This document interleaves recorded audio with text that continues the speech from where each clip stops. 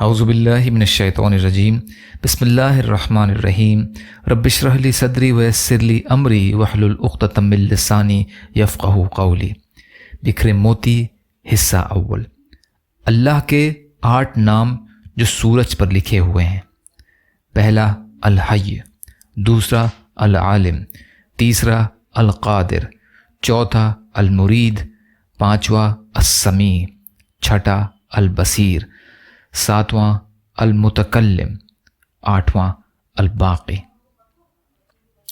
شریعت اسلام میں شعر و شاعری کا درجہ قرآن کی آیت کا ترجمہ ہے اور شاعروں کی بات پر چلے وہی جو بے راہ ہے۔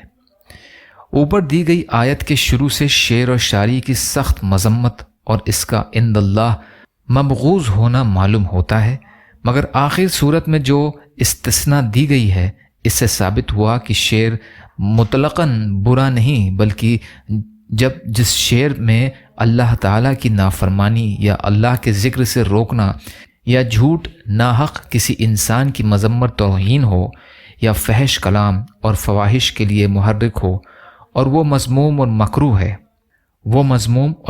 ہے، اور جو شاعر اور جو اشعار ان معاصی اور مکروہات سے پاک ہوں ان کو اللہ تعالیٰ نے الا الذین آمنوا وعملوا الصالحات کے ذریعے مستثنیٰ فرما دیا ہے، اور کچھ اشعار تو حکیمانہ مضامین اور وعظ و نصیحت پر مشتمل ہونے کی وجہ سے طاعت اور ثواب میں داخل ہیں، جیسا کہ حضرت ابی بن کعب رضی اللہ تعالی عنہ کی روایت ہے، ان من الشعر الحکمہ، یعنی شعر حکمت ہوتے ہیں، بخاری کی روایت ہے۔ حافظ ابن حجر رحمۃ اللہ علیہ نے فرمایا کہ حکمت سے مراد سچی بات ہے جو حق کے مطابق ہو۔ ابن بطال نے فرمایا جس شعر میں اللہ تعالیٰ کی وحدانیت، اس کا ذکر، اسلام سے الفت کا بیان ہو وہ شعر مرغوب اور محمود ہیں، اور ذکر کی گئی حدیث میں ایسا ہی شعر ہے، اور جس شعر میں جھوٹ اور فحش بیان ہو وہ مذموم ہے، اور اس کی زیادہ تائید نیچے دی گئی روایتوں سے ہوتی ہے۔ حضرت عمر بن الشرید اپنے باپ سے روایت کرتے ہیں کہ حضور صلی اللہ علیہ وسلم نے مجھ سے امیہ بن ابی اسلط کے 100 اشعار سنے۔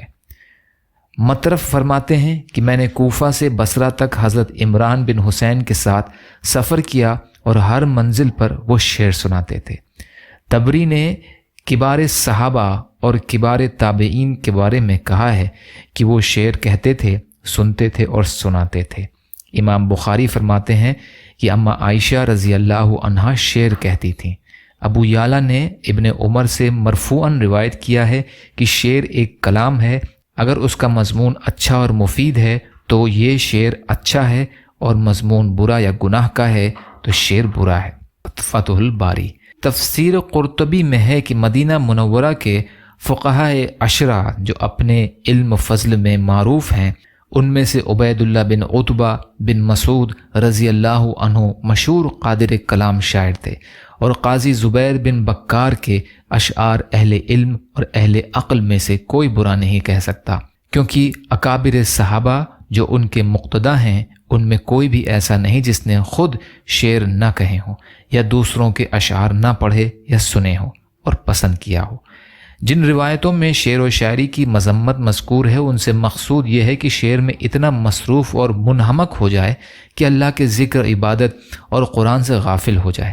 امام بخاری نے اس کو ایک مستقل باب میں فرمایا ہے، اور اس باب میں حضرت ابو ہریرہ رضی اللہ تعالی عنہ کی روایت نقل کی ہے، یعنی کوئی آدمی پیپ سے اپنا پیٹ بھرے اس سے بہتر ہے کہ اشعار سے پیٹ بھرے۔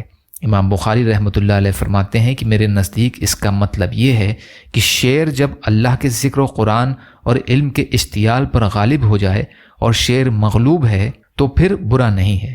اسی طرح وہ اشعار جو فحش مضامین یا لوگوں پر طعن و تشنیع یا دوسرے خلاف شرعی مضامین پر مشتمل ہوں وہ باجماع امت حرام اور ناجائز ہیں، اور یہ کچھ شعر کے ساتھ مخصوص نہیں، جو نثر کلام ایسا ہو اس کا بھی یہی حکم ہے۔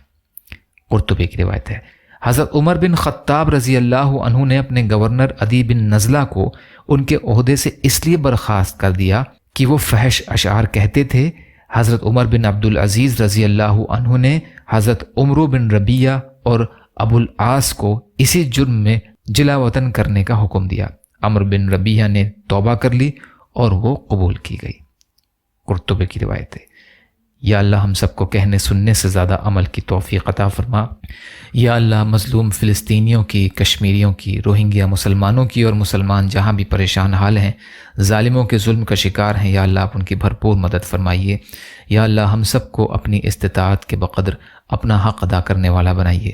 یا اللہ آپ قادر مطلق ہیں، ہر شے پر قادر ہیں، آپ کے لیے ہر چیز آسان ہے، ہمارے لیے بھی آسانیاں پیدا فرمائیے۔ یا اللہ صبر کرنے والا، شکر کرنے والا اور اچھی طرح عبادت کرنے والا بنائیے۔ یا اللہ حلال میں سے دے دیجئے، حرام سے بچائیے، اپنے غیر سے بے نیاز کر دیجئے۔